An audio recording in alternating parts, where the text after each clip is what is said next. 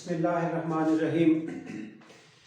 Relations का article discrete mathematics में से नंबर 7। ये अब इक्विवेलेंस क्लास से बात करने लगे हैं क्योंकि हम इससे पहले क्या क्या पढ़ चुके। एक रिलेशन, उसकी डिफरेंट टाइप्स, इसमें symmetric relation, reflexive relation, anti symmetric और इवन एंड पे पहुंच के हमने पढ़ा था इक्विवेलेंस रिलेशन। तो इक्विवेलेंस रिलेशन कौन सा रिलेशन होता है? On any set relation on any set A is called equivalence if it is reflexive, symmetric and transitive. यानी कि अगर कोई रिलेशन रिफ्लेक्सिव है, सिमेट्रिक और ट्रांजिटिव, अगर ये रिलेशन कोई इस तीन एलिमेंट को, तीन प्रॉपर्टीज को कंटेन करता है, उस रिलेशन को इक्विवेलेंस रिलेशन कहते हैं। अब इस इक्विवेलेंस रिलेशन से आगे इक्विवेलेंस क्लास की बात हुई है। इस वक्त हमारा करंट लेक्चर है अबाउट इक्विवेलेंट क्लासेस। चलिए जी, स्टार्ट किया जा रहा है। Let R be an equivalence relation on a non empty set A. तो सेट इस तरह से कोई भी होगा 1 2 3 4 5 एंड 6। ये यानी कि मैंने इस सेट की बात की है। Let R be a relation on any set A. तो रिलेशन बना कैसे होगा? यहां से ए क्रॉस ए लिया गया होगा, जिस तरह से 1 1 1 2 एंड सो ऑन। इस तरह से ये टोटल 36 पेयर्स होंगे, यहाँ पे चलते चलते 6 6 तक। इन 36 पेयर्स में से आगे सबसेट लिए जाएंगे। हर सबसेट एक रिलेशन है। तो किस तरह का रिलेशन लेना है? जो इक्विवेलेंस हो, यानी कि जिसमें रिफ्लेक्सिविटी मौजूद हो, सिमेट्रिसिटी मौजूद हो और ट्रांजिटिविटी मौजूद हो। तो इस तरह का एक रिलेशन लिया गया। फिर सुने, R be an equivalence relation on a non empty set A for each a belongs to A. अब हम उनके यानी कि उस सेट में जो मौजूद एलिमेंट्स हैं, ये वाले 1 2 3 4 5 6, इन एलिमेंट्स की इक्विवेलेंस क्लास डिस्कस करना चाहते हैं। बैक पर हो गया रिलेशन। तो ये देखिए, आर इज रिलेशन। मैं समझाने के लिए साथ साथ एग्जांपल इसलिए कोड कर रहा हूं कि वो बातें अंडरस्टैंडिंग में आ जाएंगी। पीछे एक सेट है, उसका कार्टेशियन प्रोडक्ट लिया गया। उस कार्टेशियन प्रोडक्ट में से ये चंद पेयर्स उठा के लिखे गए। इन पेयर्स को लिखने का तरीकाकार क्या है? ये सारे पेयर मिलके इस रिलेशन को रिफ्लेक्सिव बनाएंगे, सिमेट्रिक बनाएंगे और ट्रांजिटिव बनाएंगे। रिफ्लेक्सिव, सिमेट्रिक और ट्रांजिटिव। रिफ्लेक्सिव मींस 1 1 2 2 3 3 4 4 5 5 एंड 6 6, ये सारे एलिमेंट यहाँ होंगे, वो मौजूद हैं। इसी तरह सिमेट्रिक मींस अगर 1 5 मौजूद है तो 5 1 उनकी जगह बदलेंगे, फिर भी मौजूद होगा। 2 3 मौजूद है तो 3 2 भी मौजूद होगा। इस तरह से रिफ्लेक्सिव, सिमेट्रिक और ट्रांजिटिविटी की कंडीशन हम ऑलरेडी एक एक करके पिछले लेक्चर्स में डिस्कस कर चुके हैं। ये रिलेशन इन तीन क्वालिटीज को होल्ड करता है। अब इस रिलेशन में इक्विवेलेंस क्लास कैसे बनेगी? इक्विवेलेंस क्लास इन एलिमेंट्स की होती है। 1 की क्लास कैसे आएगी, 2 की कैसे आएगी, 3 की, 4 की, 5 की या 6 की क्लास कैसे आएगी? तो डेफिनेशन में क्या लिखा जाएगा? For each a belongs to ए।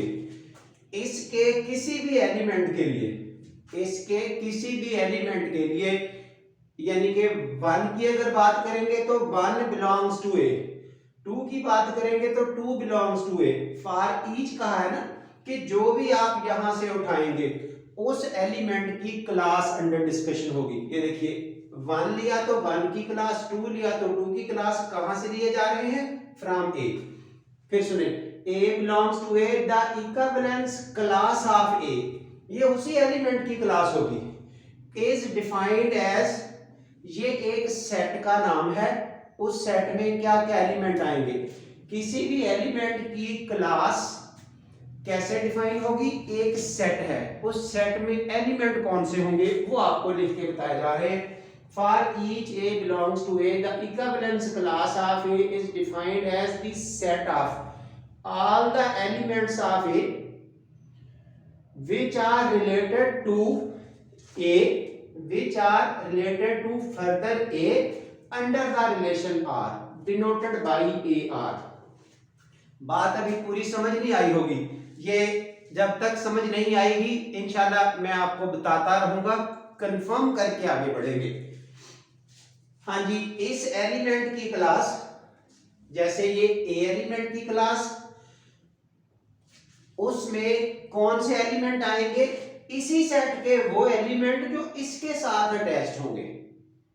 फिर देखिए, इस ए की क्लास वो एलिमेंट ए के ही जो इसी के साथ अटैच्ड हैं। ए अब समझना शुरू हो जाएगी। वन की क्लास लिखना चाहते हैं, ये होगी उसकी रिप्रेजेंटेशन, जैसे ये हो गई रिप्रेजेंटेशन।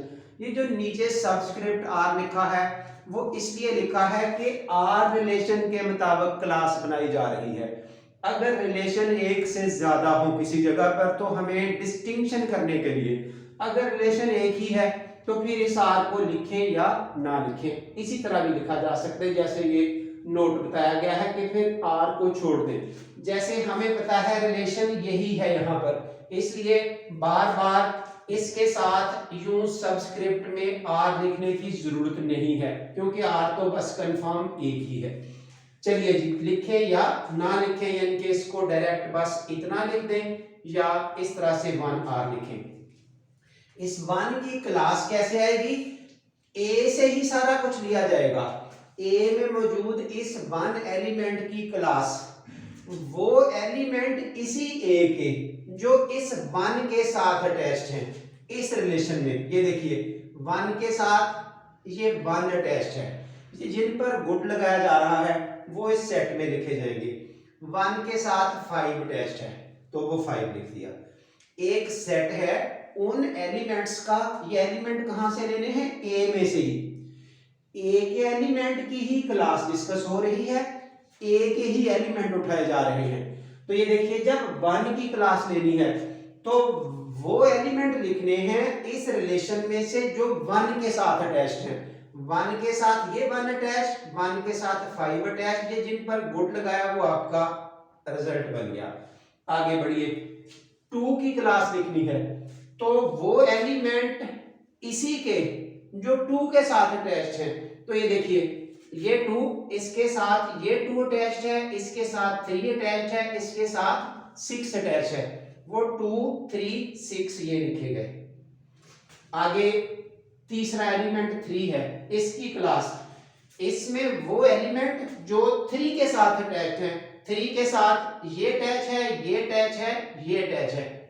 तो ये देख ले, 4 के साथ जो अटैच्ड हैं वो 4 की क्लास बनेंगे, 4 के साथ सिर्फ 4 अटैच है। 5 के साथ जो जो अटैच्ड हैं वो 5 की क्लास होंगे। 5 के साथ ये 1 अटैच है, ये 5 अटैच है, तो ये रहा। 6 की क्लास वो एलिमेंट होंगे जो 6 के साथ अटैच्ड हैं, दैट इज 2 3 और 6। अब मेरा ख्याल फाइनल यूं समझ ले कि इसी सेट के एक एक एलिमेंट की क्लास है, वो इसी सेट में से एलिमेंट उठाने हैं, नया सेट बनाना है। खुद से ये सेट है, उसके अंदर 6 एलिमेंट हैं। जिस एलिमेंट की भी क्लास की बात करेंगे, मसलन 1 की क्लास की बात करनी है तो 1 के साथ इनमें से कौन से अटैच्ड हैं ये यहां से देख लेने हैं। 2 की क्लास लेनी है तो 2 के साथ बाकी कौन से अटैच्ड हैं, 3 की क्लास लेनी है तो 3 के साथ कौन से अटैच्ड हैं। इस तरह से आप इक्विवेलेंस क्लासेस बना सकते हैं। कोई भी एमसीक्यू पूछा जा सकता है, ये एक सेट है, इस सेट में से एक रिलेशन बता के कह दिया जाए 3 की इक्विवेलेंस क्लास बता दें, 4 की इक्विवेलेंस क्लास बता दें, तो ये क्लासेस सामने है। ये एक जनरल वर्जन है आपके सामने, जो जनरल सेटअप है इस इक्विवेलेंस क्लासेस के हवाले से, जो आप एज ए आर्टिकल भी देख सकते हैं, एमसीक्यू भी बन सकते हैं धड़ाधड़। ये देखिए कुछ फैक्ट्स हैं अबाउट इक्विवेलेंस क्लास। अगर कोई क्लास कहीं मौजूद है इक्विवेलेंस क्लास, तो जिस क्लास का वो एलिमेंट है, मसलन ए उसके अंदर है ना, तो ये ए की क्लास है। तो ए ने खुद उसके अंदर लाजमी होना है उस क्लास के। ये देखिए, ये 1 की क्लास है तो उसमें 1 मौजूद है, 2 की क्लास है तो 2 मौजूद है, 3 की क्लास में 3 मौजूद है, 4 की क्लास में 4 मौजूद है, 5 की क्लास में 5, 6 की क्लास में 6। यानी कि जिस एलिमेंट की वो क्लास है उस क्लास में वो एलिमेंट लाजमी होगा।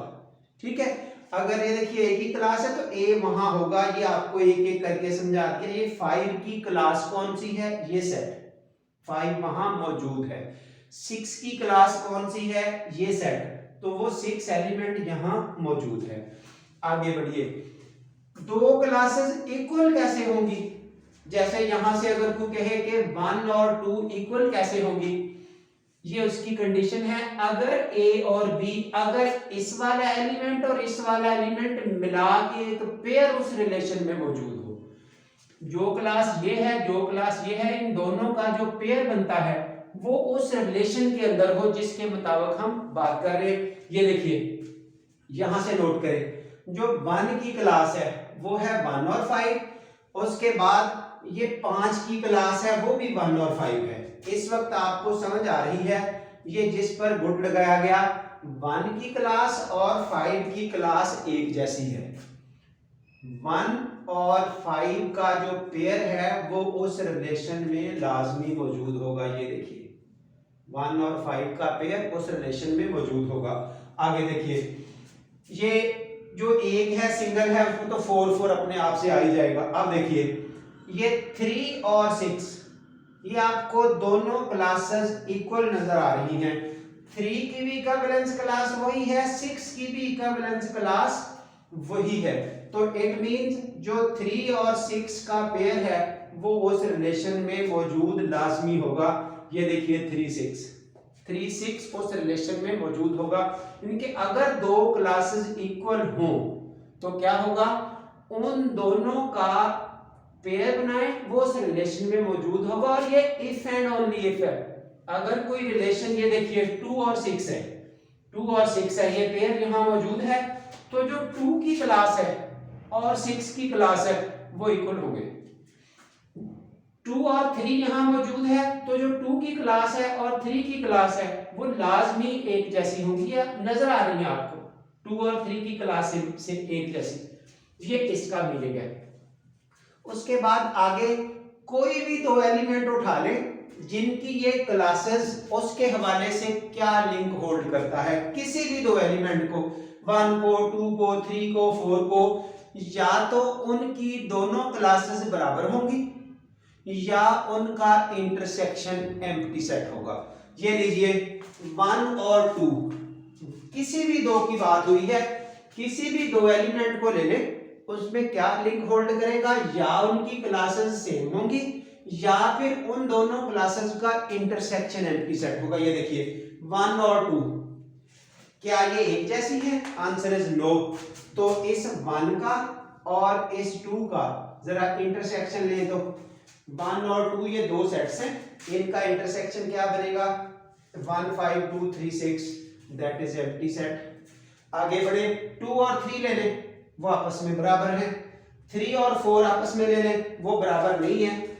अगर बराबर नहीं है तो 3 क्लास और 4 क्लास का जब इंटरसेक्शन लेंगे that will be empty set. तो ये आपको एक जनरल लॉजिक थोड़ी सी समझने में मिलेगी। इस तरह के एमसीक्यू कहीं भी बहुत ज्यादा बन सकते हैं। ऐसे अगर कोई पेयर मौजूद हो तो उन दोनों की क्लास बराबर होगी। किसी भी दो एलिमेंट की क्लासेस ली जाएं आपस में, वो या आपस में बराबर होनी है या उनका इंटरसेक्शन एम्प्टी सेट होना है। यहां से आप कंक्लूजन देख सकते हैं। ये इन फैक्ट्स को जरा क्लियर रखना है, किसी भी जगह ढेरों एमसीक्यू बन सकते हैं। So that's all. यहां तक इस इक्विवेलेंस क्लास के हवाले से अगर किसी को कोई डेफिनेशन या किसी भी तरह का कोई प्रॉब्लम फेस करना पड़े तो ज़रूर कमेंट्स के थ्रू हमसे रब्ता करें। इंशाल्लाह आपको हर जगह हेल्प मिलेगी। जिन लोगों को वीडियो पसंद आ रही है वो आगे लाइक भी करें, शेयर भी करें और हमारे चैनल को लाजमी सब्सक्राइब करें। Thank you very much.